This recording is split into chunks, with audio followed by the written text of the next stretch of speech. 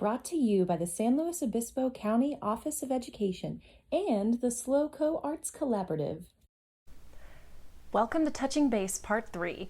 We're going to get deeper into theory, which is important for bass players to know as the rhythmic and harmonic foundation of the band. And really, any musician needs to know this stuff, so no matter your instrument, could be voice, guitar, percussion, knowing this will make you better. Ba-dum, ba-dum, ba-dum, boom, boom, ba-dum, boom, boom, boom, boom. It's very important to know your scales. By definition, a scale is any set of musical notes ordered by fundamental pitch. It's essentially a group of notes that sound a specific way together. And guess what? You already know one. Do you remember when we played all 12 notes in succession on the bass? That's actually a scale. It's called the chromatic scale. This scale is all 12 of the named notes, and after the 12th, they repeat themselves again in higher form. And you can do the scale anywhere on the bass. Let's do the C chromatic scale. 1, 2, 3, 4, 5, 6, 7, 8, 9, 10, 11, 12, and there's the octave.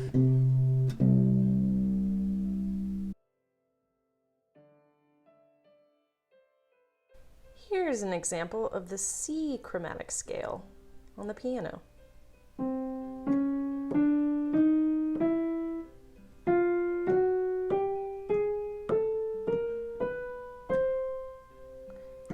Literally all the keys. So scales are group notes ordered by pitch, and they're also shapes that you can draw anywhere on your instrument. That's how I like to think of them. First, you start with a point or a note, and we call this one your first scale degree or your tonic note. It's also known as the 1 of the scale. Each note corresponds to a number. In the chromatic scale, we have 12, but most scales have less notes. Let's draw the chromatic scale starting with A on the A string. So this is the A chromatic. The name is based on your starting note. Here's A sharp, B, C, C sharp, D, D sharp, E, F, F sharp, G, G sharp, and there's A again. That's the A chromatic scale. Now I'm going to show you a scale you don't know. Let's start with a very common scale, the major scale. You might have heard of it. So, we'll start with this A. 1, 2, 3, 4, 5, 6, 7, 8. And 8 is the octave. This one has fewer notes than the chromatic scale, and it requires you to know the pattern. You can think of the spaces in between each note, or how far you need to go to the next one. And you can think of those to build this pattern. That's why it's like a shape. To know this shape, you need to know whole and half steps. Remember what those are? A whole step means moving 2 frets away. A half step is moving 1 fret away. So a whole step consists of moving 2 spaces on the bass, and a half step consists of moving 1 space away. So for this scale, we have a tonic note, the 1, then you move a whole step up, another whole step, half step, whole step, another whole step up, whole step, and then a half step to the octave. Here in this scale, there are 7 completely different notes, and on the 8 we end up at the octave, which is the same as note 1, just an octave up, which means it's a higher version of that note. Now, let's do that scale in a different place. How about we do it here from F? Try to listen.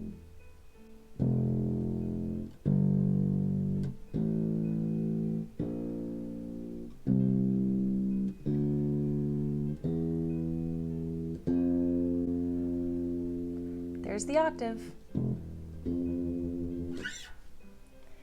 Now, how about we try to sing the notes as we play them using solfege? Before we sing them, what is solfege?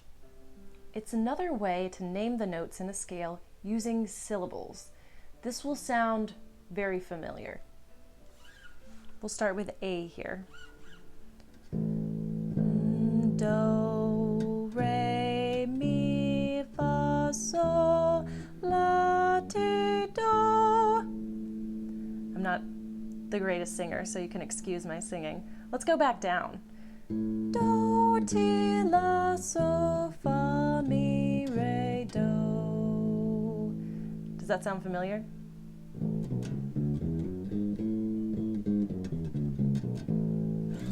Most people have heard of do, do, re, mi.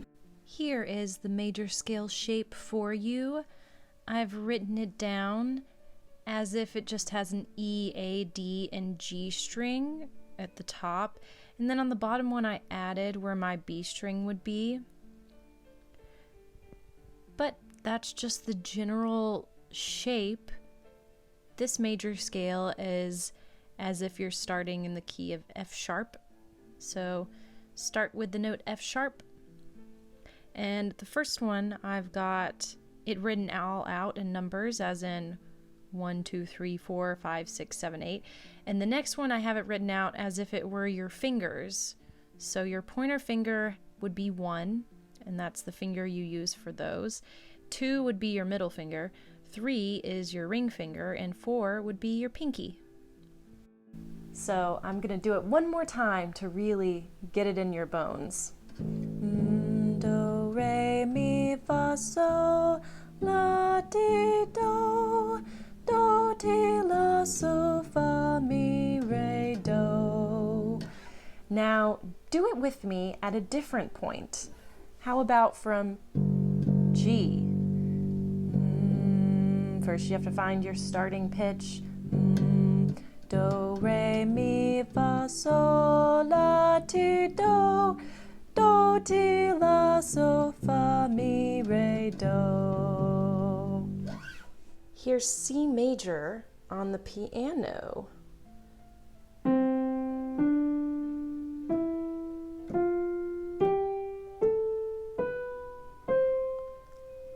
All the white keys. The other incredibly common scale you will need to know is the minor scale, technically called the natural minor, but if someone says minor, they almost certainly mean this one. Let's do it starting from A flat or G sharp. 1, 2, 3, 4, 5, 6, 7, 8. There's the octave. Now listen to it without me counting it out.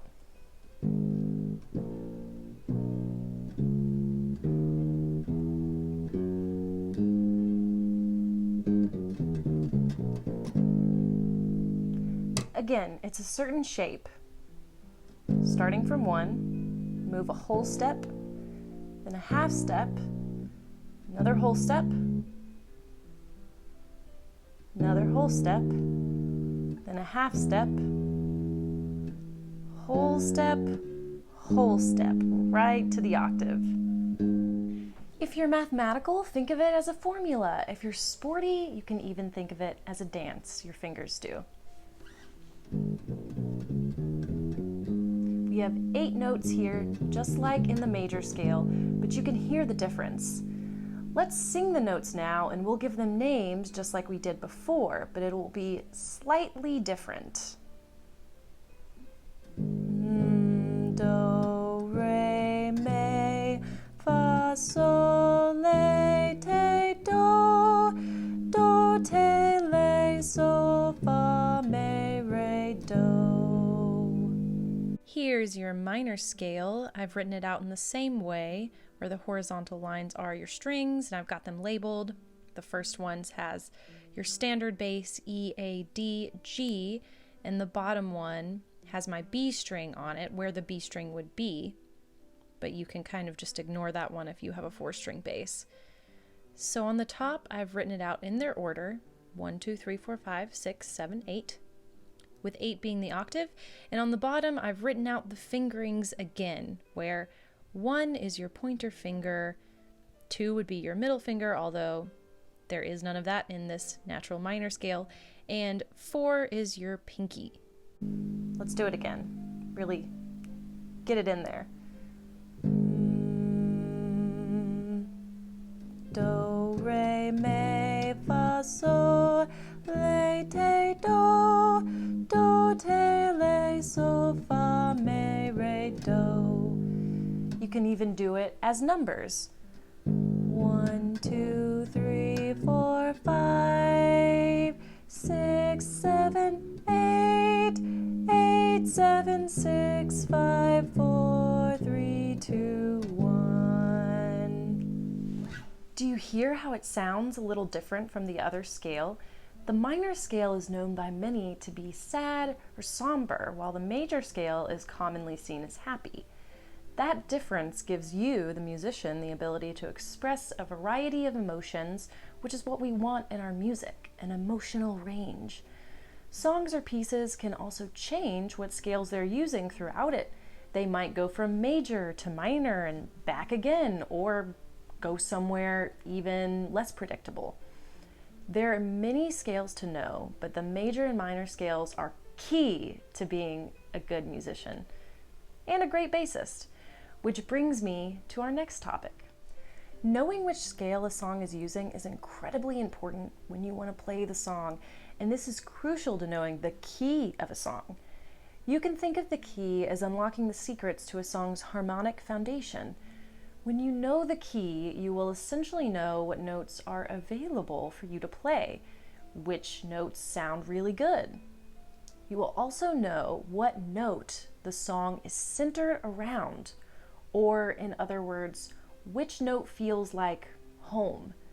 We call this note the tonic, and it's also the first scale degree. The key of a song is very much entwined with the scale. If someone says a song is in the key of C major, then you will be using the C major scale throughout the song, and C is going to feel like home.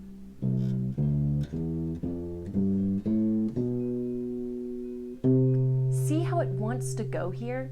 It feels unfinished unless it gets back to the tonic or home.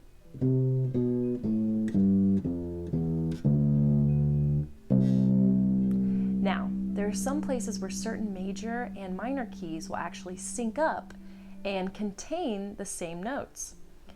Different notes will be the tonic and feel like home, but they'll be using the same set of notes. It helps to visualize the piano here. This is the A minor scale on the piano.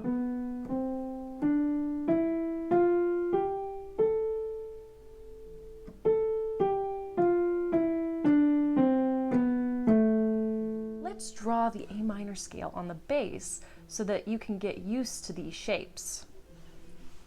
Here we start with A. 1, 2, 3, 4, 5, 6, 7, 8, 8, 7, 6, 5, 4, 3, 2, 1. Now, let's do the C major scale on the bass.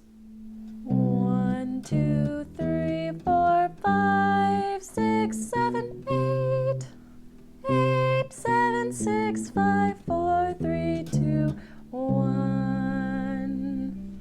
So A minor and C, we call the key of C major C for short, both have the same notes, but each have different tonics and each technically utilize a different scale. This means they have related key signatures, so we call them relative keys. Think of them like siblings because they're so related. They've got the same DNA or the same notes inside. Every minor scale has a relative major scale with the same notes, and vice versa. That's where everyone's favorite music theory visual comes in. It's called the circle of fifths. Here we can see every major key and their relative minor key. Here's the G major scale.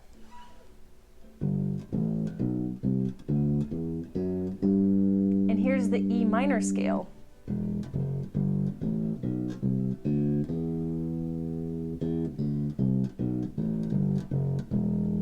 See how there's only one black key in both, and it's F sharp? Helps to visualize the piano here. Here's G major, starting with G.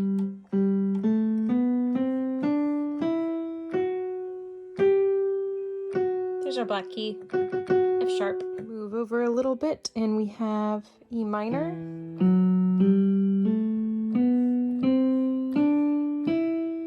Still got one black key,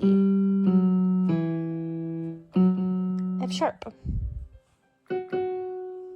You recall, F sharp is the one here, just next to F, and slightly higher in pitch. Here's what it looks like on the bass. See how the circle reflects that? There's a relative to all the keys, and you can find them here. E is relative to C sharp minor, A is relative to F sharp minor, F is relative to D minor. The circle of fifths also tells you how many flats and sharps are in a key. This won't be the last time you see or hear of this circle, so it's a good visual to keep in your notebook. Your scales are going to help you learn your intervals. What are intervals? Intervals are the difference in pitch between two sounds. The scales we now know can help us figure out our intervals. There are some commonalities between both the major and minor scales of a certain tonic note, so let's take a look. Let's look at C major and C minor. Here's C, our starting pitch or our tonic note, and here's the major scale.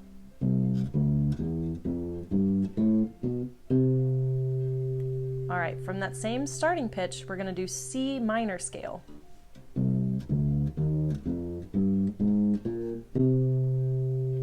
Can you tell me what notes that those scales have in common? For one, the tonic, obviously, but they also have the fifth scale degree, or just the fifth. It's the same for both. Do, so, do. We call that the perfect fifth from our tonic note, C to G. Remember that circle we talked about? Remember how it's called the circle of fifths? Well, the fifths it's referring to is the order which these numbers go in the circle. We've got a C at the top, and if we go clockwise, then G is next. So G is the fifth of C, and that's an important interval. So if we go back to the key of C and look at the 5 of the scale, we get G, right? If we look at the key of C minor and go to the 5 of the scale, we again find the note G. No matter what note you start at, you can always find your fifth. Right here we have C. If we just go up a whole step and then go up a string, there's your fifth, always nearby. Here's the high fifth, and there's always a low fifth right there too, on the string below. Now I can start with any note and do this motion. Up one string and over a whole step. Here's my A, and there's the fifth. Doesn't that jump sound similar? Let's look at the circle again. We go to G, and what's the fifth of G? D. Here it is on the bass. G to D. That will always be a very important interval because the 1 and the 5 of a scale sound great together. They're like best friends. We call this interval the perfect fifth interval. Remember? Burn that into your brain. Another important interval that coexists in both the major and minor scale is the fourth. The bass is actually tuned in fourth intervals. That means this E string is our starting root, and then the next string is tuned up a fourth, like going 1 to 4, do, fa. And the next one is tuned up a fourth, and then the next one, and so on. We call that the perfect fourth interval. You can always find your fourth easily on the bass. Here's C. Can you guess what note will be the fourth? Just move it up to the higher string. Do, fa. Sounds like that song, here comes the bride. Do, fa. Here's the high fourth, and here's the low fourth. The 4 is like the third wheel to the 1 and 5. Like the 1 and 4 are good friends, but 1 likes 5 better. But still, the 4 really loves the 1. The 4 is the same for both the major and minor scales. See, how about I'll start from this E. Here's E major.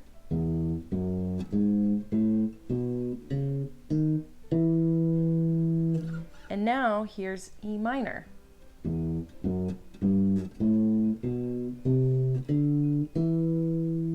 you notice another interval that's the same for both? There's another interval shared by the major and minor scales, and that's the second. Do, do, re, do, re, do, re. They're one whole step apart. You can always find your second or your re close to your tonic note. As for interval names, this one is called a major second. That interval is basically the equivalent of a whole step. When we talk about minor second as an interval, this is a half step, and it's the smallest musical interval. Just think of minor as smaller than the major, so it's the smallest half step or semitone up. That's a minor second. The third scale degree really shakes things up, and it's different depending on whether your scale is major or minor. In the case of the major scale, we say do, mi. That's a major third interval when you go from the 1, so this is a B here is my starting note, to the major 3, which in this case is a D sharp. In the case of minor, we say do, me, and that's one note lower than the major third. It's the minor third. These are important intervals. Other intervals include the major sixth, do, la, do, la. That one has a bigger jump. It looks like this on the bass. The minor sixth interval is just a half step lower than that one. Do, le, do, le. Do you see the pattern? The minor will always be lower than its equivalent major interval. Next, we have the major seventh, which is so close to an octave jump, but not quite. Do, D. And a minor seventh is do, te, do, te, do, te. Again, it's a half step lower than the major seventh. The last one that we're going to talk about today is the octave. In this scale, we have a B to a B. It's the perfect octave. It's an interval and it's a pretty big jump. It's always good to verbally practice your intervals along with practicing them on the bass. I am a huge proponent of solfege because it's going to help you so much in understanding harmony. Anytime you're alone practicing your scales, sing along to them. Or maybe you're not alone and sing it out loud and proud. Here's the major scale again because it's important and we're going to sing it. Starting from B flat. Do, re, mi, fa, sol, la, ti, do. Do, ti, la, sol, fa, mi, re, do. Now, let's start from that same point and do the minor scale, B flat. Do, re, mi, fa, sol, le, te, do. Do, te, le, sol, fa, mi, re, do. starting from C and in C major, what's the perfect fifth? C to G. What's the perfect fourth? C to F. What's the major second? All right, yeah. C to D. What's the major third? C to E. What's the major sixth? C to A. What's the major seventh? C to B. And what's the octave? There we go. C to C. Now let's do it from A in the key of A minor. What's the perfect fifth? A to E. What's the perfect fourth? A to D. What's the major second? A to B. Now, what is the minor third? A to C, do, mi. What's the minor second? It's a little bit of a tricky one. It's A to A sharp. This one's tricky because it's not technically in the minor scale, but if you want to sing this one using solfege, you would say do, D, do, D. Now, what's the minor sixth interval? A to F, do, la. What's the minor seventh? Do, te, do, te, do, te. And what's the octave? Do,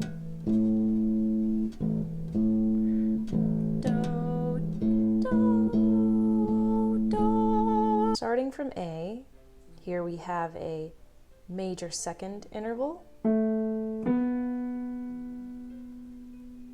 Here's a minor second interval.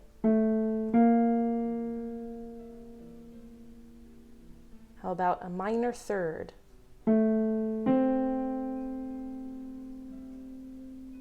Now a major third.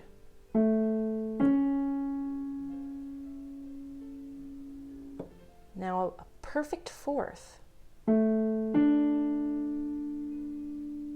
Perfect fifth. How about a minor sixth? Now a major sixth.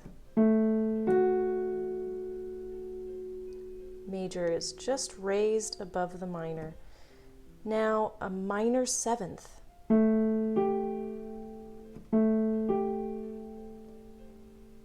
now a major seventh.